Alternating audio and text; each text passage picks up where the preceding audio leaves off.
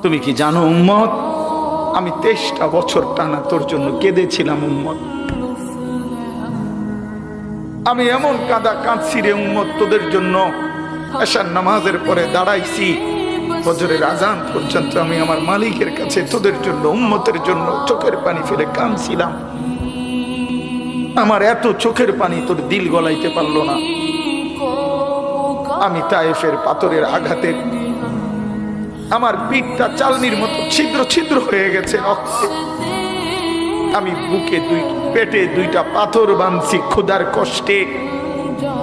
আমি উহুদের দান দান শহীদ করা রক্তে উহুদের ময়দানে পড়েছিলাম বেহুশ হয়ে।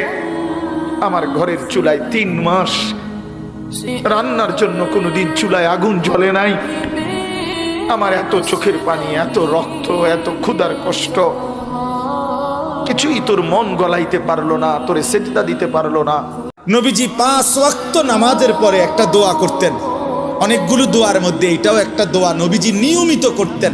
ইয়া মুকাল্লিবাল কুলুব সাব্বিত কলবি আলা দীন। হে অন্তর সমূহের উলট পালটকারী, আপনি আমার দিলটা আপনার দ্বীনের উপরে মজবুত রাখেন। সুখে থাকি দুঃখে থাকি আপনাকে যেন না ভুলি, রাতে থাকি দিনে থাকি আপনাকে যেন না ভুলি, একাকী থাকি প্রকাশ্যে থাকি